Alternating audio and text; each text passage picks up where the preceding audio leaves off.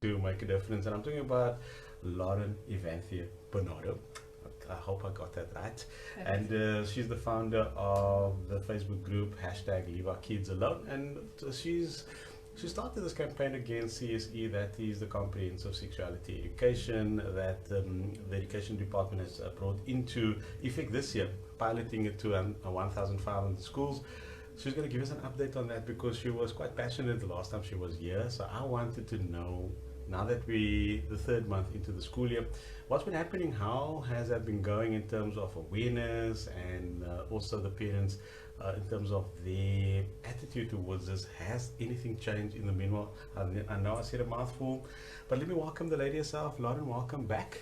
Thank you, Marco. Good afternoon to all the listeners, and I'm glad to be back and glad to give everyone an update on what's been happening. Yeah, so let's go back first before we get the update. So, last year you were so passionate about starting something or starting a campaign to halt or stop the teaching of CSE the way they proposed it into the school system, which started this year. It's already been there since 2010, but in the guise of what it is now in terms of the scripted lesson plans and all of that. You've become aware of all of that. I saw your kids outside and I'm thinking, I can imagine when you're realizing my grade 4, my grade 5, and what other one is grade 2, soon she will also be exposed to that. So as a parent, you looked at what was going to be prescribed to our kids and you were not happy. Not happy at all.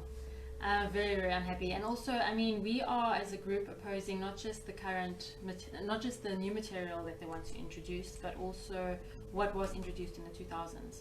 So we want all the CSE gone from the curriculum. The CSE that's been there and the CSE that they're introducing now, because it's not healthy for our children. Since the beginning of this year, even within the first week or two of school starting, we had parents contacting us saying, my boy came home crying, he learned about masturbation, or my girl came home and she was distraught because they had a lesson in a mixed class. And the Department of Education clearly briefed schools to kickstart the year with CSE, and it's traumatized some children, and parents are furious, and lives are changed forever because once they learn something they were not ready for, there is no looking back. I want to keep that on the back burner for now. I actually wanted to share. I saw something that you've posted on the group about yourself and coming out, and actually a little bit of a confession why you Yes. passionate about those things. But I'm going to get into that a little bit later, so I'm going to keep it on the back burner. I want to get to the whole CSE debacle, as we can call it that, and obviously you've had opposition. It's not as if you've wished for something to say, I don't want this in the school system. You've been in actual fight against the education department, and I'm not knocking the department per se and taking sides in that regard. They teach what they teach because they believe what they believe. But now I have you in studio based on you as a parent starting this group, saying that I don't want this to be taught to my child as a choice to you and to others that's like-minded. There may be some that says, I'm okay with it, but you've taken a stance. And what has the response been in your plea to the department thus far? Well, the department, we haven't contacted the department directly ourselves. We have, because we tried in the beginning. I think we discussed it last time I was here. Yeah. And we got no reply, we got no answer on the phone. So we've taken the policy of not negotiating with the enemy because they've made themselves the enemy. And earlier this year, actually not so long ago, a few weeks ago, there was it was open for comment with the department. So they opened it up for comment and parents were able to submit their comments. And apparently, according to Dr. Whittle, who was the person receiving the comments, they got a flood.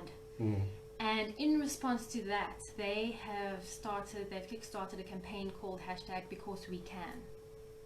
And to me, that is a huge slap in our faces as parents. Who They just say want, because they can. because they can. Parents just want the freedom to say that their children are not to be taught CSE. People just want that choice, and they just want their liberty and their freedom of belief respected. And now the department is hitting back with hashtag Because We Can. Wow. And it's unbelievable because we are supposed to live in a democracy and we're supposed to have liberty, we're supposed to have rights. Parents are supposed to have rights over how their children are educated, and school governing bodies are supposed to have certain powers over what children are taught in specific schools, and none of that is being taken into consideration by the government. So let's go back just a few years back to 2010, and they say CSE has been taught in schools since then, in whatever form it has been. So to those that do not know, maybe you want to put them into the picture as regards to what is the CSE all about? Good idea.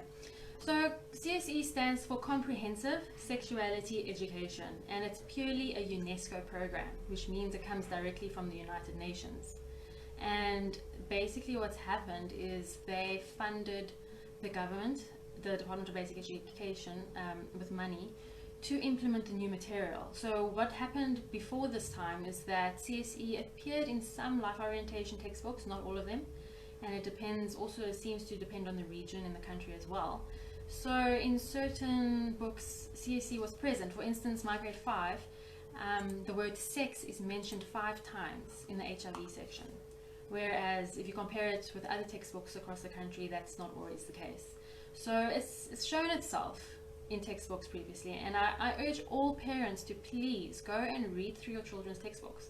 Read through natural science as well, not just life orientation. Read through your children's textbooks, read through their actual classwork books, because sometimes they get worksheets that complement what's in the textbooks, and just get to know what your children are learning about. I didn't before this time, unfortunately. My children go to an Afrikaans school and I'm English, so I never really bothered looking at textbooks, and I just trusted that school was like it was when I was there, and that's not the case. And now what has happened is that the UN is obviously putting pressure on governments worldwide to implement comprehensive sexuality education as one of their goals.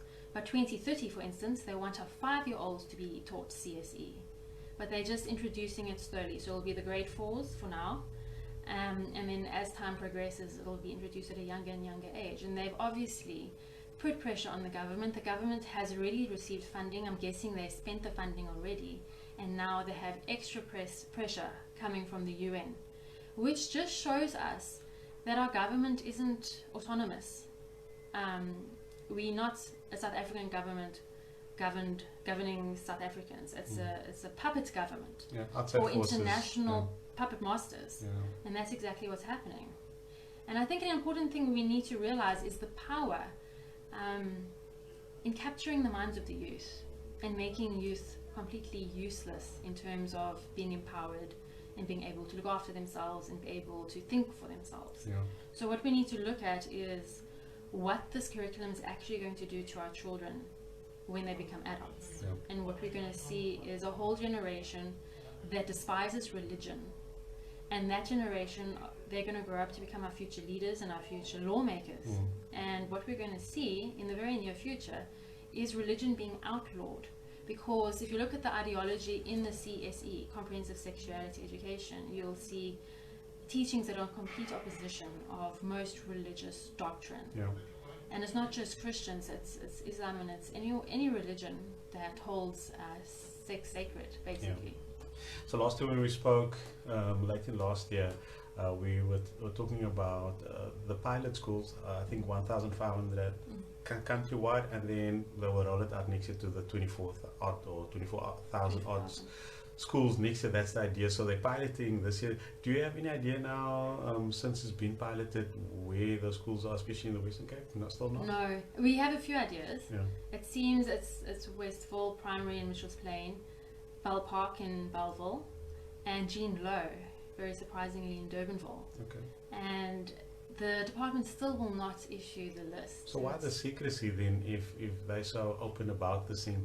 Why be so secretive about it? That's exactly my question, and I'm pretty sure it's because they know the backlash they will receive.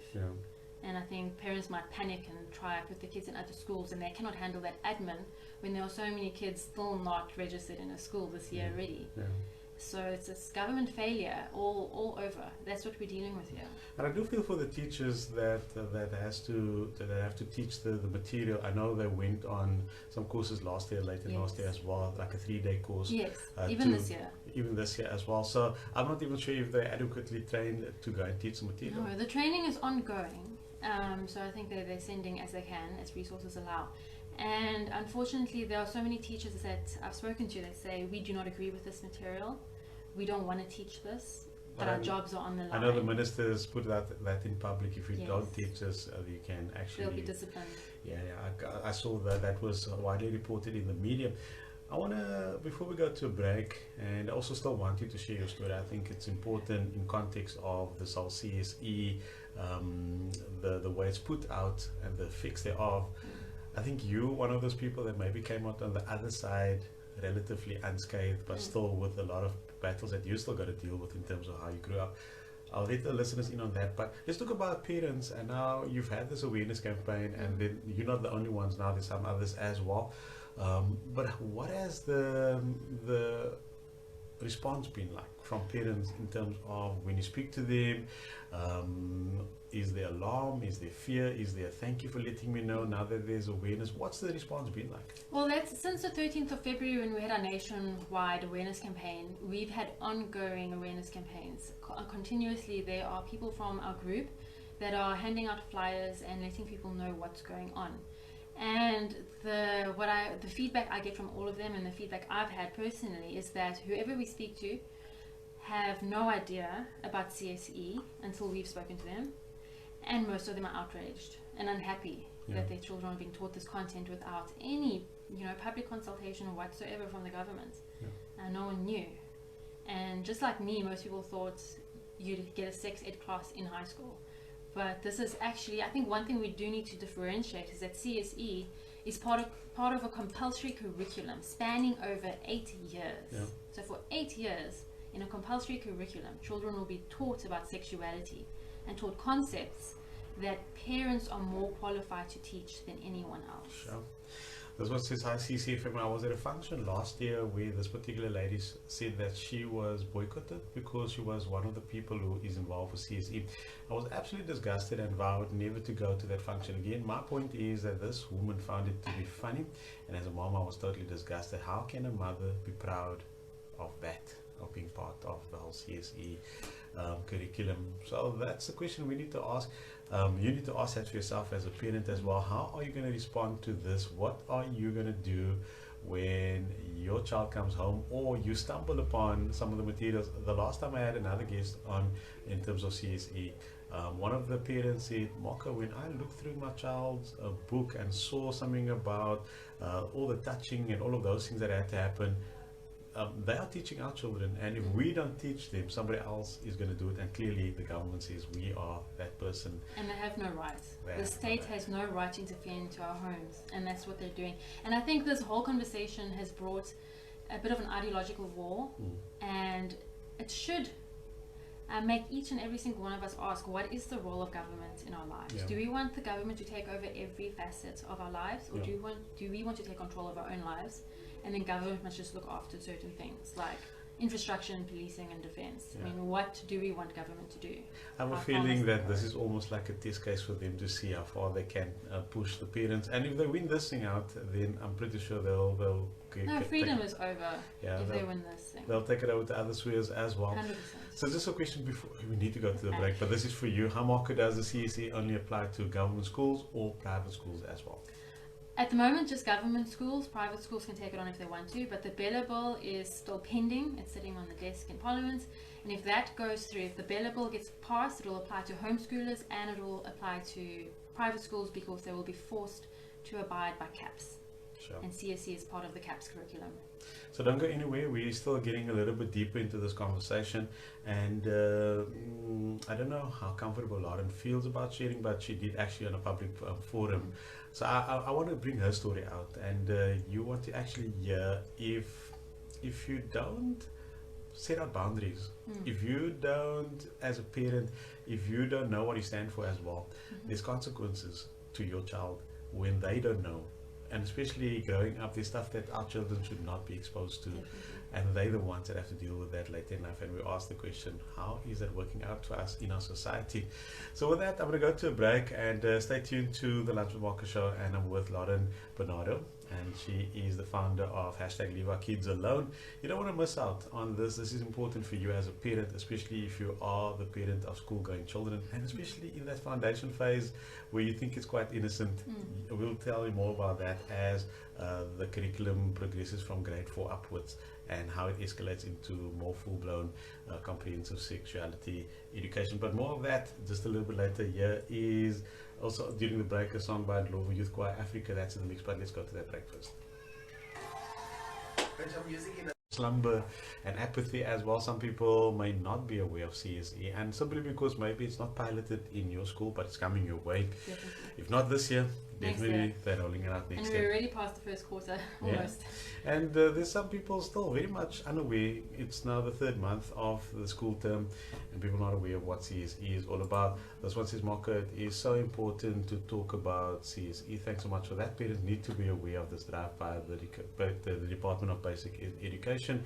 And so that's why we are doing what we are doing here today, is to highlight some of the things that's happening. But maybe Lauren is a perfect example of why we shouldn't allow this in our school system, and she courageously she will share a little bit about herself, because she did this on the group, and she shared it, and I was not surprised. I kind of thought something was up, but she in detail now described what she went through in terms of being taught so liberally by her own mom in terms of sexual, not even education, but sexual stuff that you were exposed to.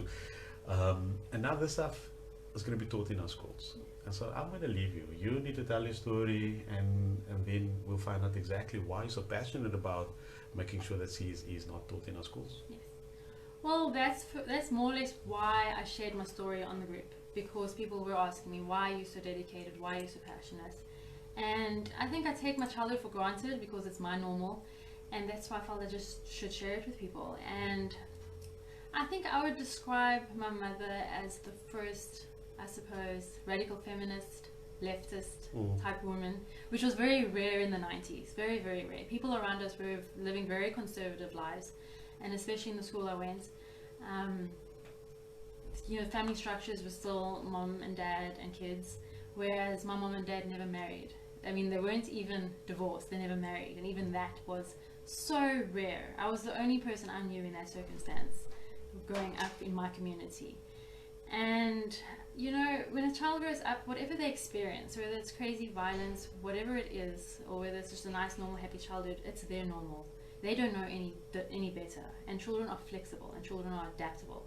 Children are very resilient. They'll adapt to whatever circumstances they're in, and it's amazing how resilient children are. So growing up, I didn't really have the perspective that my childhood was abnormal. I did feel a bit abnormal compared to other kids, especially when I went to their homes.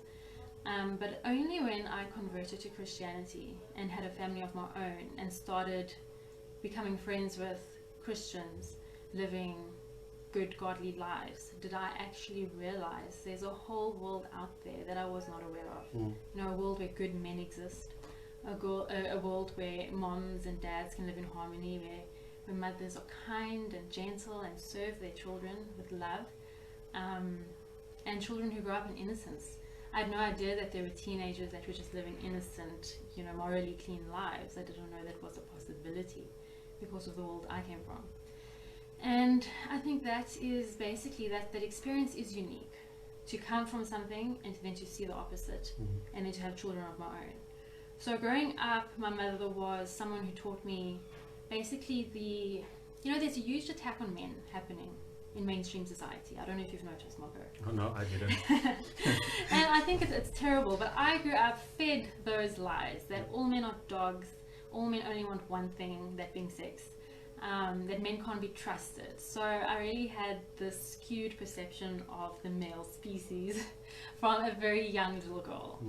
And it's paradoxical, because on the other hand, my mom instilled in me a lot of self-confidence, and I can do anything, and I don't need a man, and I can do whatever I want to do on my own, which was great.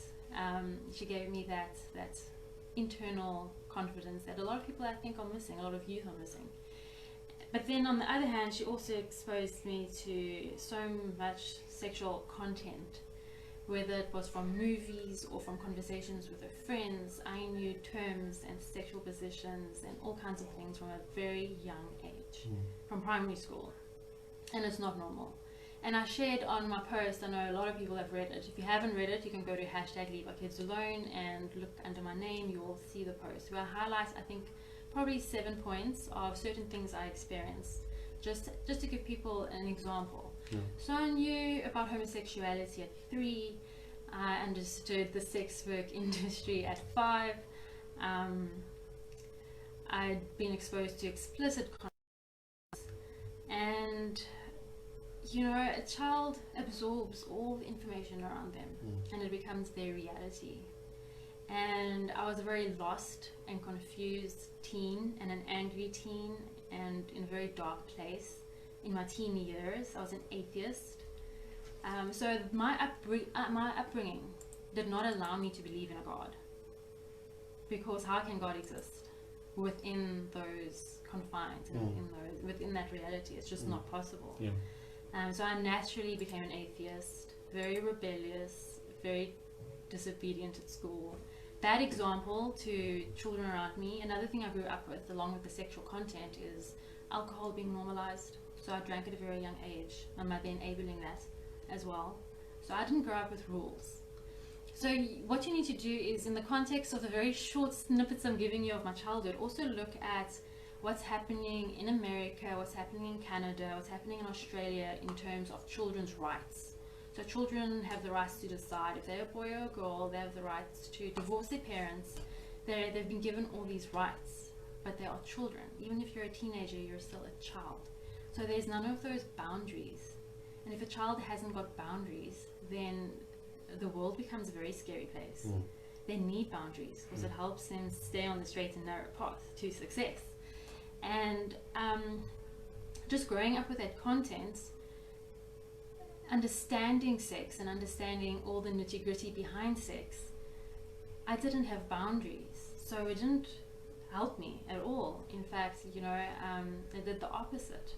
It made me explore sexuality at a much younger age than normal. And it's unfortunate, and I wish I had a different childhood.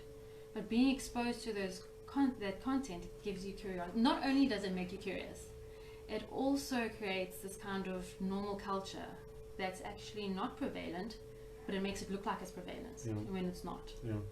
And so you end up making bad choices. And this is why I am so passionate about making sure this doesn't happen, because I don't want my children to go through the childhood I went through. I want them to be innocent. Because when a child is exposed to things only an adult should be exposed to, you rob them of their innocence and you rob them of their childhood. And that is something the UN does not acknowledge or want to acknowledge. It's something the government doesn't want to acknowledge.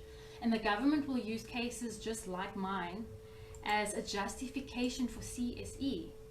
And that's not going to help. I went through a lot of the same things that they're using to justify CSE with regards to being exposed to sexual activity. I knew about sex. I needed to learn values, and I needed to be taught boundaries. I needed values and morals. I needed to be taught what your mother is doing is wrong and you need help. I needed a social worker in my life, and that's what all the other children need. The teens that are falling pregnant, the 10-year-olds that are falling pregnant, the underage kids that are experimenting with sexual activity, they don't need sex education. They need to be taught what is happening is wrong, what you've been exposed to is wrong. They need a social worker to go visit their homes. They need to be removed from their homes if necessary. And they need to be taught the right way. They need to be taught good values. And yet, it is in our system now. It is currently in our system. And I'm so glad that you could share your experience. And sometimes we wonder how come it works out like that. But God, in His infinite wisdom, knows that you had to go through that, to be able to speak to people as basically an authority, to say, this was me, and this is what they want to teach your children, and these are the effects of all this being taught. So let's get to grade 4. Let's talk SLP, the scripted lesson plan there, right? So first it looks great. So this is something that our children should be knowing, and a lot of times people will say, okay, great, our children at least get taught this, and now you may be taking responsibility away from yourself because it looks okay. But as we move further into the scripted lesson plans, what do we find? There's many things, and I must say with the grade 4, the grade 4 is very tame compared to the others. And the biggest issue most people have with the grade 4 is that sketch of the naked boy and the naked girl that needs to be cut out into a puzzle. And the one problem is that there needs to be a class discussion between girls and boys. In grade 4, over genitals. And the thing is, you know, we can look at the content as parents. as adults that have been through a lot and say, okay, this is information that my children can or cannot have. And we're seeing it from an adult perspective. We're not seeing it from a child's perspective. And we know bullying is a huge problem. And we know there are certain kids that bully others. And there are certain kids that are already being abused at home, and then they're coming and having to discuss something that is a sore point for them in class. And there's so many dynamics at play that the government either ignored or just have not thought of. That is going to psychologically mess up students. So forget the content, just the method, and them having to go through it in a mixed class is already going to be damaging for it. But then when you look at the content, if you go over the grade 5, grade 6 and onwards into high school, there's the actual content, the ideology, and then it's the mentality it produces, and you have to look at both. So if you look at the content, there's so many different examples where people say, is it the graphics you're worried about? What is it? It's not graphics. It's the reading that they have to do. And many moms have said it reads like a soft porn novel. The way it describes in detail a either sexual abuse or sexual act that takes place. And it describes people's emotions, and it describes, you know, from the flirting to the act. So that's in that way it reads like a porn novel. And I don't want you to gloss over that. I want you actually to shock a few parents, because maybe they're thinking, no, it can't be. That's what's happening to your children in school. They are teaching your child step by step, even like you said, it reads like a soft porn novel.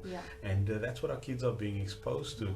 And once they are exposed to it, they cannot unlearn it. Never. You mean it can't be undone. Once they hear those words, it can't be undone. So you plant an idea. So if my grade 5 had to learn about the one assault case, that's a very foreign concept to him. So he won't even know what's going on. So he will start thinking about this. I know also in grade 5, there's a story about a girl who's going through puberty. And they speak about how her boobs are starting to grow, and that the boys are noticing her, and it's a half a page worth of writing about what's happening to her, what's happening to her at school, socially. The boys are noticing her. So just think about, if a grade 5 is sitting in class and he hasn't reached the point where he's thinking about girls yet, after reading that, what's going to happen? He's going to start looking at girls' chests, isn't he? There's another scenario in terms of sexual orientation. Yes. Where and we can see where that agenda is coming from. And especially if you talk about a boy writing a love letter to another boy, expressing himself in that regard, those are the scenarios that these guys are playing out, that we as parents, we may not even be aware of that. And now we're saying, oh no, the government is teaching our children all that. But now one day you find out this is where this door was opened. It was exposed there, and they may never have thought of things. And all of a sudden they may not even, they are not developed emotionally for the things that they're being exposed to. Think for yourself. You mentioned it, maybe we're looking at it as an adult, from an adult perspective. But if when you were that age, talking to the parents now, there's no ways you would have been emotionally adept at dealing with those things at that age. How can our kids, I know the world is moving faster with technology, but emotionally and physically we are not ready for certain things at certain ages, but yet these kids are being exposed to that. That's a scary thing. And if you look at America and Canada and Australia with the transgender movement, they're ahead of us in terms of the UN's goals, United Nations, for much longer than South Africa. And we see a rise in the transgender movement, in children being confused as to who they are sexually and on a gender basis. And it comes from the school curriculum. So what it causes is children just to be confused as to who they are. You are not supposed to give children options. And I think my generation has gone too far in saying to our kids, you can be whatever you want to be.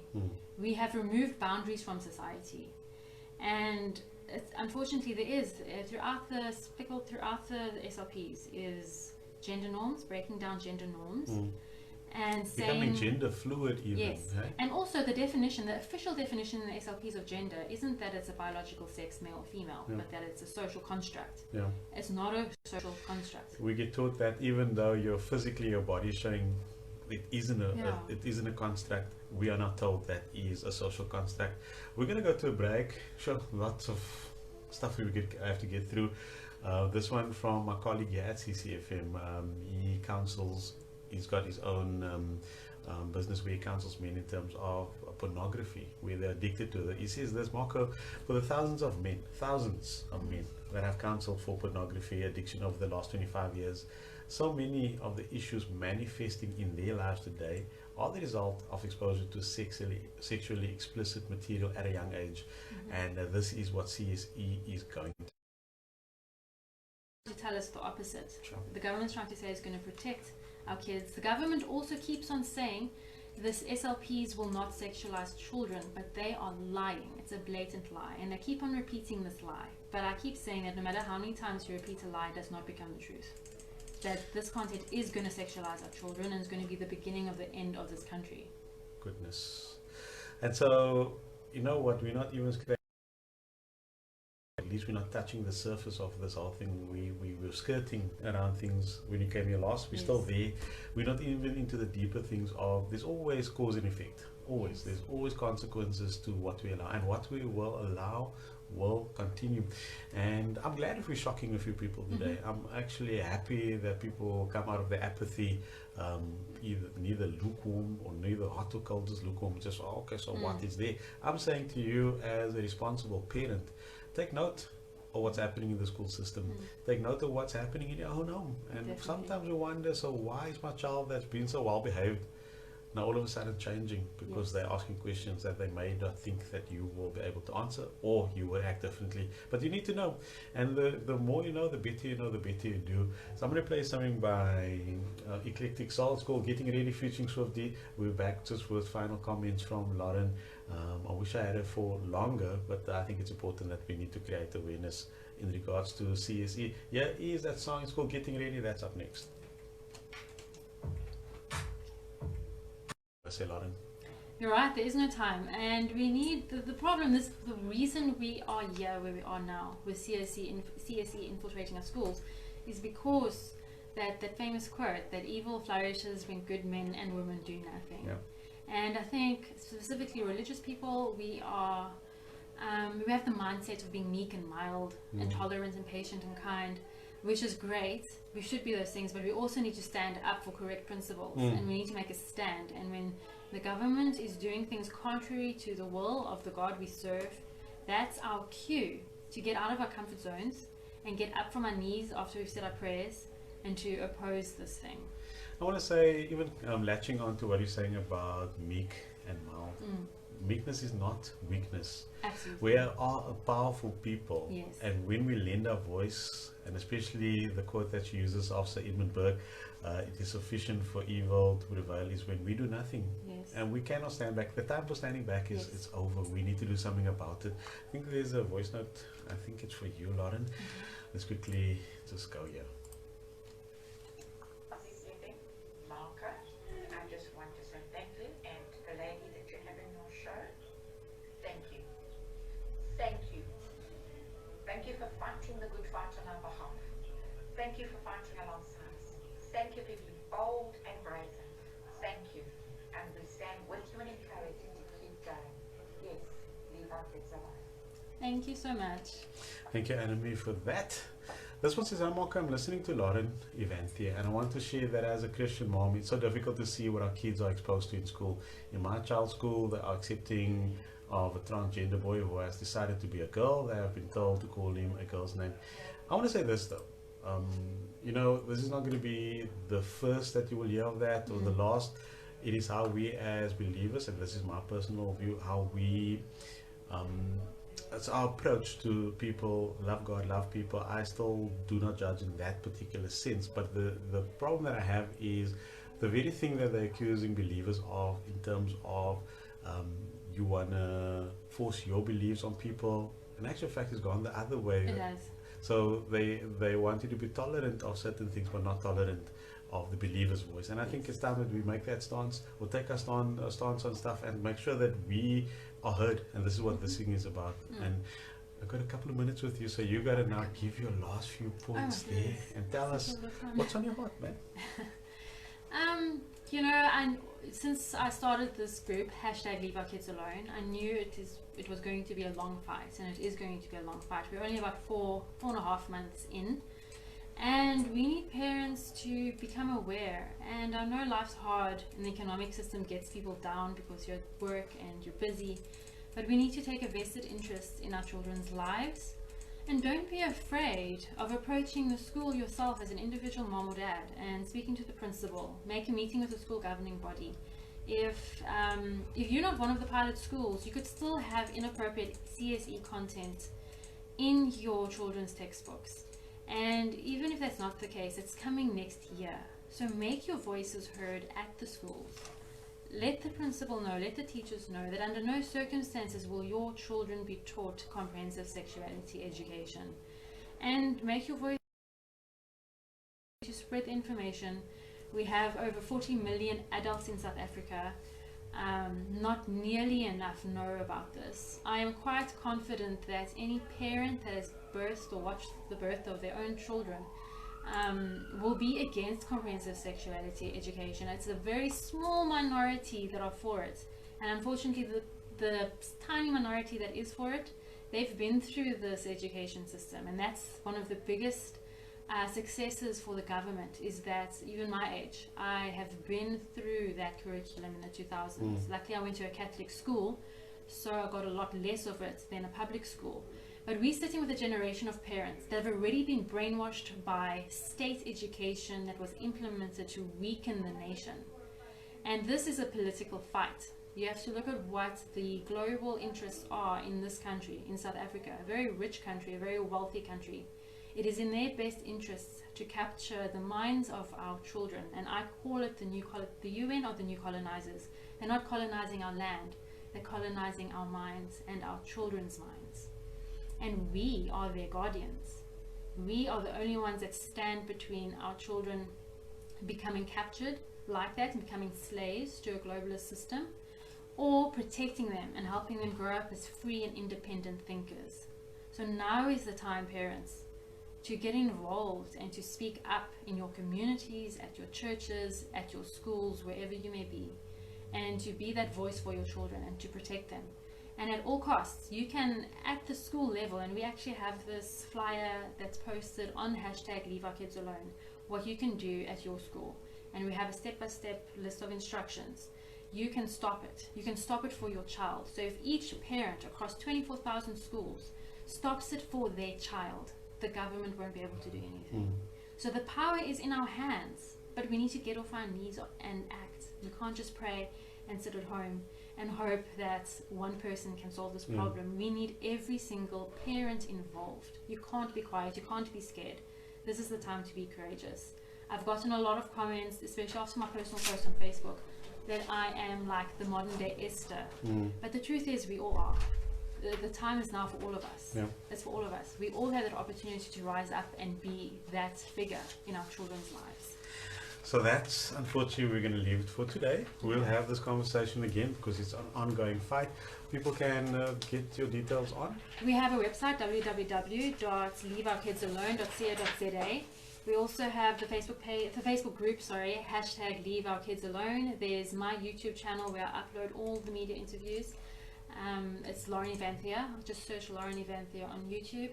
And yeah, we also have been raising money. We've raised over 20,000 Rand, which has helped spread massive awareness. We want to go next level in our awareness campaign. So if you feel like donating, please have a look on the website or on the Facebook group, because we want to start advertising in massive newspapers and get the message out there.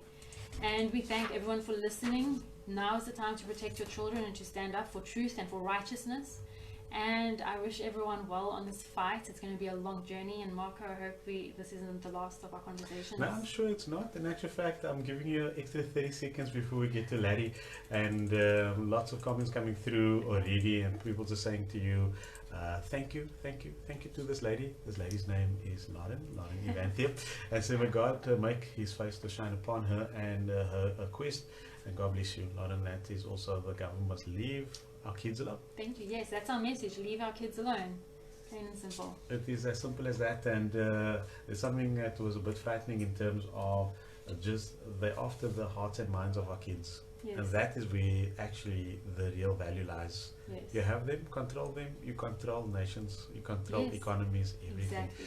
So I hope we scared a few people today. I hope so. Let's hope so. I well and Scare them truly hope. into action. I hope you scare people into action. Out of the apathy, it's time that people catch a wake up a little bit, and I'm not being harsh in that sense, but a lot of times we're waiting for somebody else Yes. to do the But work. we need to be our own heroes here Here we go. for our children. One of my heroes, sitting there in the studio, goes by the name of Larry Solomon. He's up next with the news. I'll be back, or at least I'm going to play your worship encounter just Thank after you. that. You don't want to miss after that. But yes, Larry, with the news.